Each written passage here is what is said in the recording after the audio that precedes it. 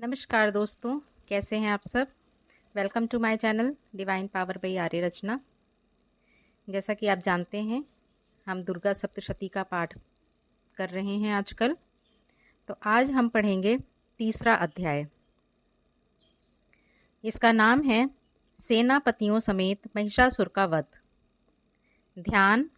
जगदम्बा के श्री अंगों की चमक उदय काल के हजारों सूर्यों के समान है। वे लाल रंग की रेशमी साड़ी पहने हुए हैं। उनके गले में मुंडमाला शोभायमान है। दोनों स्तनों पर लाल चंदन का लेप लगा हुआ है। वे अपने कर कमलों में जप मालिका, विद्या, अभय और वर नामक मुद्राएं धारण किए हुए हैं।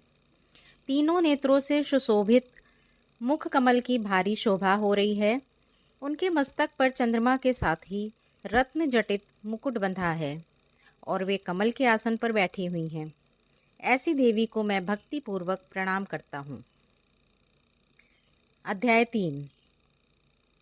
ऋषि बोले, असुरों की सेना को इस प्रकार तहस नहस होते देख महादैत्य सेनापति चिक्षुर क्रोध में भरकर अंबिका देवी के ऊपर इस प्रकार बाणों की बौछार करने लगा जैसे बादल मेरुगिरी शिखर पर पानी की धारा बरसा रहा हो। तब देवी ने अपने बाणों से उसके बाण समूह को अनायास ही काटकर उसके घोड़ों और सारथी को भी मार डाला।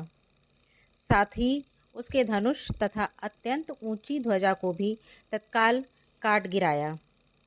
धनुष कट जाने पर उसके जंघों को अपने बाणों से बींध डाला। धनुष, रथ, घोड़े और सारथी के नष्ट हो जाने पर वह असुर ढाल और तलवार लेकर देवी की ओर दौड़ा। उसने तेज धार वाली तलवार से सिंह के मस्तक पर चोट करके देवी की भी बाई भुजा में बड़े वेग से प्रहार किया। राजन, देवी की बाहु पर पहुंचते ही वह तलवार खंड खंड होकर गिर पड़ी। फिर तो क्रोध से लाल आंखें किए हुए उस राक्षस ने शूल हाथों में लिया और भगवती भद्रकाली के ऊपर चलाया। वह शूल आकाश से गिरते हुए सूर्यमंडल की भांति अपने तेज से चमक उठा। उस शूल को अपनी ओर आते देख देवी ने भी शूल का प्रहार किया। उससे राक्षस के शूल के सैकड़ों टुकड़े हो गए। साथ ही महादैत्य चिक्षुर की भी धज्जियां उड़ गईं और वह प्राणों से भी हाथ धो बैठा। महिषासुर के उस पराक्रमी सेनापति चिक्षुर के मर जाने पर देवताओं को पीड़ा देने वाला चामर असुर हाथी पर चढ़कर आया। उसने भी देवी के ऊपर शक्ति का प्रहार किया, किंतु जगदम्बा ने उसे अपने हुंकार से ही आहत एवं निष्प्रभ कर तत्काल पृथ्वी पर गिरा दिया। शक्ति को टूटा देख चामर बड़ा क्रोधित हुआ।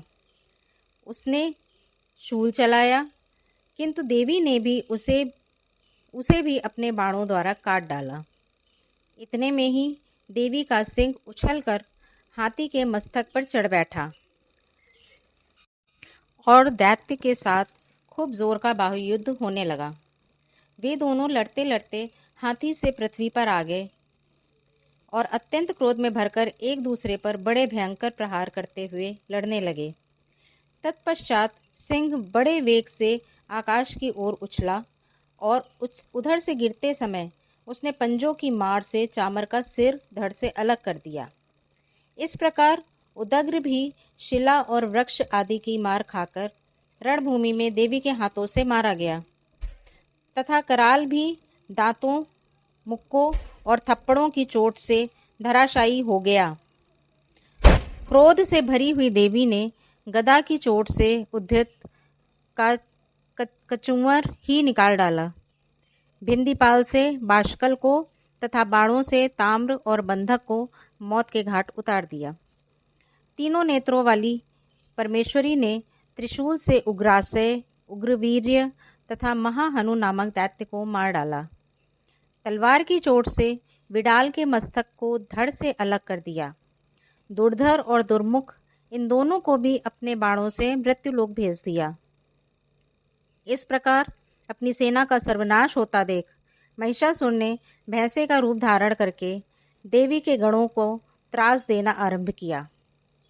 किन्हीं किन्हीं को पूंछ से चोट पहुंचाकर, कुछ को सींगों से विदीर्ण करके, कुछ को वेग से, किन्हीं को भीषण नाद से, कुछ को चक्कर देकर और कितनों को निःश्वास की वायु के झोंकों से धराशायी कर दिया।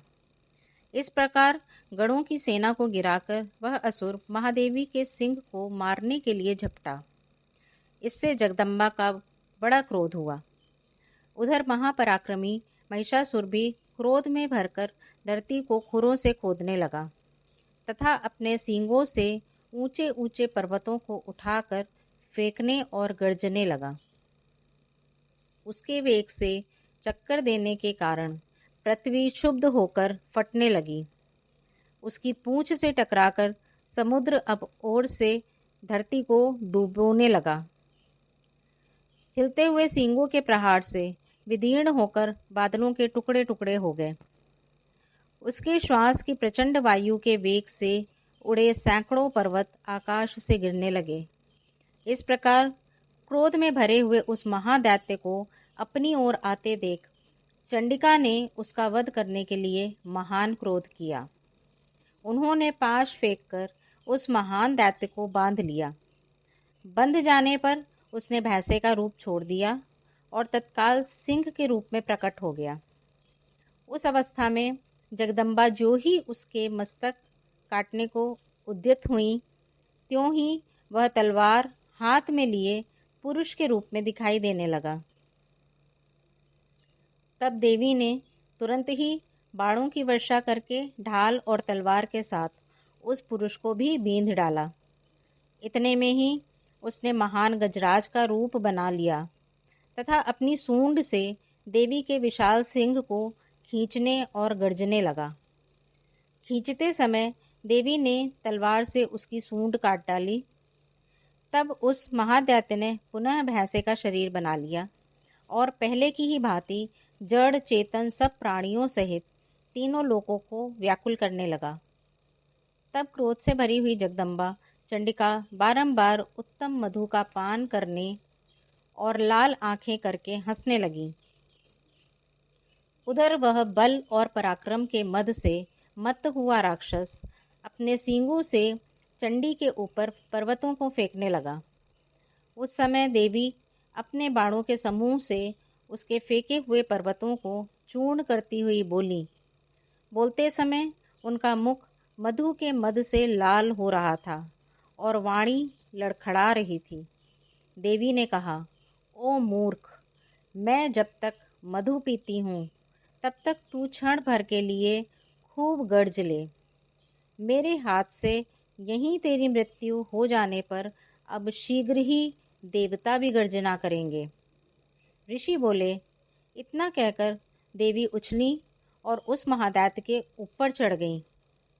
फिर पैर से उसे दबाकर उन्होंने शूल से उसके कंठ में आघात किया। उनके पैर से दबा होने पर भी महिषासुर अपने मुख से दूसरे रूप में बाहर होने लगा। अभी आधे शरीर से ही वह बाहर निकल पाया था कि देवी ने अपने प्रभाव से उसे रोक दिया। आधा निकला होने पर भी वह महादैत्य देवी से युद्ध करने लगा। तब देवी ने बहुत बड़ी तलवार से उसका मस्तक काट गिराया। फिर तो हाहाकार करती हुई दैत्यों की सारी सेना भाग गई तथा संपूर्ण देवता अत्यंत प्रसन्न हो गए। देवताओं ने दिव्य महर्षियों के साथ दुर्गा देवी की स्तुति की।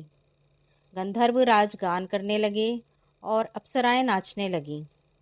इति महिषासुर नामक तीसरा अध्याय समाप्त। दोस्तों, चौथा अध्याय हम कल पढ़ेंगे। आज तीसरे अध्याय की समाप्ति है, जिसमें कि महिषासुर का अंत देवी ने कर दिया। धन्यवाद दोस्तों।